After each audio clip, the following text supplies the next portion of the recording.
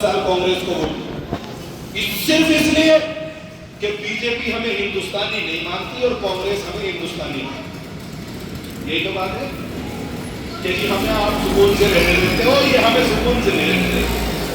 अब 2014 में बीजेपी आई, बीजेपी ने 2014 से लेकर 2019 तक सिस्टम पर कंट्रोल किया, अदालत में अपने लोग बिठाए, पुलिस में अपने लोग बिठाए और बना दिया गया, अपने लोगों को जिले की कमान दे दी और हर जगह की कमान दे दी। 2019 आया, बीजेपी दोबारा से इख्तियार में आई तो बीजेपी ने आते ही सबसे पहले एनआरसी और सीए लाई और बताया कि मुसलमानों, जिन 70 सालों में तुमने कांग्रेस को सिर्फ इसलिए वोट किया है कि ये तुम्हें हिंदुस्तानी मानती है, नहीं, तुमने 70 साल इनको हिंदुस्तानी बनाने के लिए वोट किया है, लेकिन हम 70 साल बाद इख्तियार में आए हैं, आज भी कागज दिखाना पड़ेगा कि हिंदुस्तानी हो कि नहीं। तो 70 सालों में कांग्रेस तुम्हें हिंदुस्तानी भी नहीं बना पाई। सही है, सही कह रहे हैं, सही कह रहे हैं, बात सही है, सही है। तो फिर भी कांग्रेस को जिताएंगे। ये बिल्कुल ऐसे ही है, ये हदीस के बिल्कुल खिलाफ। क्यों है ये हदीस के खिलाफ? मैं एक मुफ्ती हूँ, बहुत जिम्मेदारी से बात कर रहा हूँ, और सहारनपुर एक ऐसी इनकलाबी जगह है कि हिंदुस्तान की जब आज़ादी की जंग लड़ी गई तो ये सहारनपुर वो जगह थी कि जिसने पूरे हिंदुस्तान को एक नया रुख दिया। दारुल देवबंद की शक्ल में आप ही के ज़िले में पड़ता है, और पूरे हिंदुस्तान के अंदर एक नया इनकलाब आया। इस इनकलाबी ज़मीन पर ये बात कह रहा हूँ, अल्लाह के नबी अलैहिस्सलाम ने फरमाया, एक मोमिन एक सुराख से 2 बार नहीं डसा जा सकता। और आप बार बार डसे जा रहे होंगे, आप तो बार बार डसे जा रहे हो। तो डसना है, डसा जाना है नहीं, बल्कि अपने हालात को बदलनी। इंशाअल्लाह हम वक्तन फवक्तन यहाँ आते रहेंगे, आप लोगों से बात करते रहेंगे, आप लोगों से मुखातब होते रहेंगे, लेकिन अभी जो हमारे आने का मकसद है वो बहुत खास है। और वो इसलिए कि हमारे बीच एक ऐसा लीडर कि जो बाबरी मस्जिद पर खुल के बोलता है। अच्छा, बाबरी मस्जिद पे जब बाबरी मस्जिद का फैसला आया, अच्छा मैं कांग्रेस को क्यों ये बात ज्यादा कह रहा हूँ, क्योंकि यहाँ से आपने कांग्रेस का सांसद बना रखा है। तो देखो, हमें इमरान भाई से कोई एतराज नहीं, इमरान भाई हमारे अपने, इंशाल्लाह एक दिन वो हमारे पास आएंगे, आना पड़ेगा उनको हमारे पास, हमें उनसे कोई एतराज नहीं है। एतराज उनके आकाओं से है, उन आकाओं से जिनके गुलाम इमरान भाई बने बैठे। ये तो इसमें तो कोई गलत नहीं कहा गया। अब एक बात कह रहा हूँ मैं आपको, जब 3 तलाक बिल पेश हुआ ना, तो मौलाना असरारुल हक साहब एक एमपी है बिहार के, इंतकाल फरमा गए, अल्लाह उनको गरीब रहमत करे। तो जब 3 तलाक का बिल आया तो कांग्रेस इसके हक में थी कि ये बिल आए, तो मौलाना असरारुल हक साहब इसके खिलाफ वोट करना चाहते थे। कांग्रेस के मौलवी भी थे, मौलवी को तो शरीयत के लिए ज्यादा बोलना चाहिए था भाई। असदुद्दीन ओवैसी तो इशारा मौलवी नहीं है, वो तो मुफ्ती नहीं है, वो तो हाफिजी नहीं है, वो तो बस मुसलमान है, नॉर्मल सा बेचारा किसी के भी पीछे नियम बांध के नमाज पढ़ लेता है, ऐसा सीधा सच्चा इंसान है। तो बोलना मौलवी साहब को चाहिए था, और मौलवी साहब बोलना चाहते थे। राहुल गांधी ने कॉल की, प्रियंका गांधी ने कॉल की और कहा कि मौलाना आपको संसद भवन में नहीं, मौलाना को रोक दिया। तो मुझे ये बताओ, जब कांग्रेस मौलाना को रोक सकती है तो इमरान मसूद साहब को मौलवी नहीं है। अगर कोई मामला होगा तो रोक देगी, बोलेगा राहुल गांधी की मर्जी के खिलाफ बोल रहे हैं, बहुत हल्के से बोल रहा है, लगता है ये तो इमरान भाई का यार बहुत गहराई से बात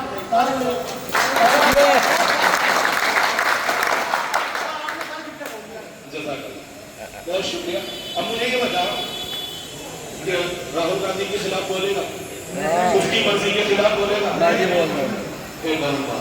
जब बाबरी मस्जिद का फैसला आया तो बाबरी मस्जिद के फैसले के वक्त प्रियंका गांधी का ट्वीट उठाइए, आप में से जो लोग मोबाइल चलाते हैं, प्रियंका गांधी ने ये ट्वीट किया जब बाबरी मस्जिद का फैसला आया कि हमारी परसों की मनोकामना थी जो पूरी हुई। अच्छा जी, अब कौन है वो प्रियंका गांधी?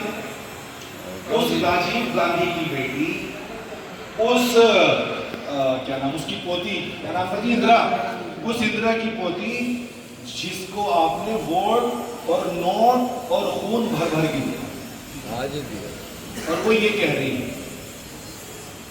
अब आप ये बताओ, उस वक्त एक शख्स था जो ये कह रहा था कि तुम जुल्मन इस मस्जिद को मंदिर बना लोगे,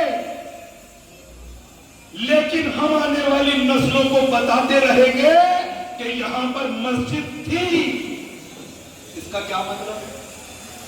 इसका मतलब सहारनपुर का मुसलमान समझा ही नहीं, इसका मतलब यूपी का मुसलमान समझा ही नहीं।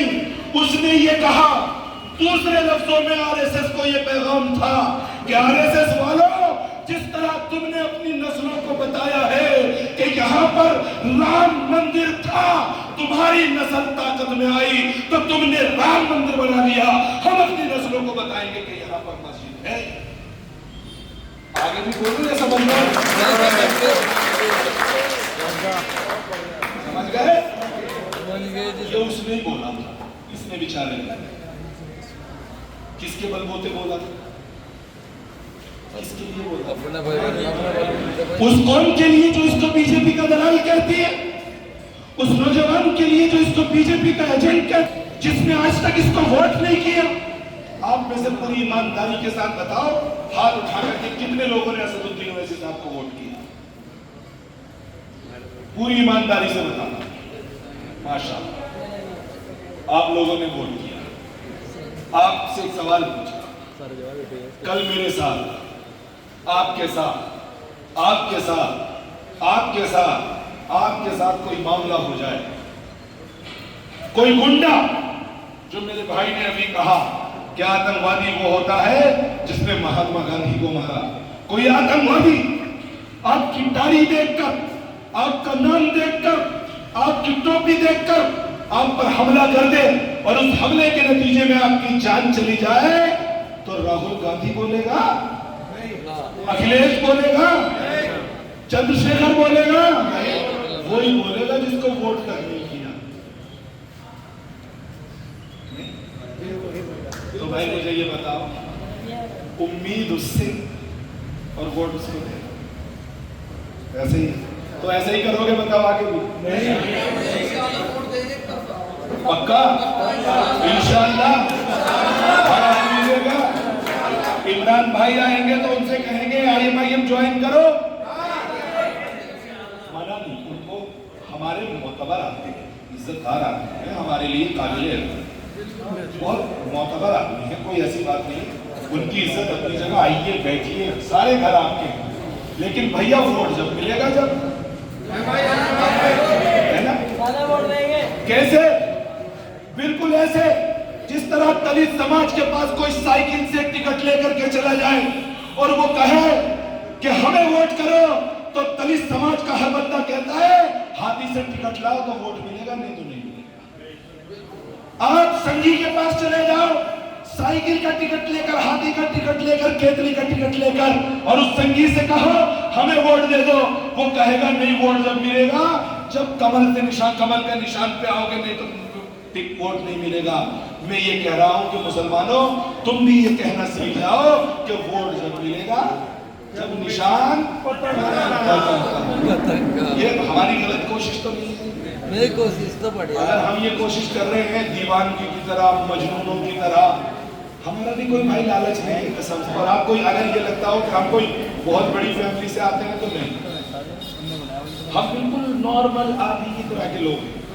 शायद बिल्कुल इसी तरह के अगर सुबह का खा लें तो शाम के बारे में सोचना पड़ता है कि शाम को कैसे खाएंगे, बिल्कुल इतने ही गरीब, इतने कमजोर, लेकिन क्यों कोशिश कर रहे हैं अपने घरों को छोड़ करके पड़े? बताओ, कोशिश यूं कर रहे हैं अपने भाई सम्मान जा, किस लिए कर रहे हैं?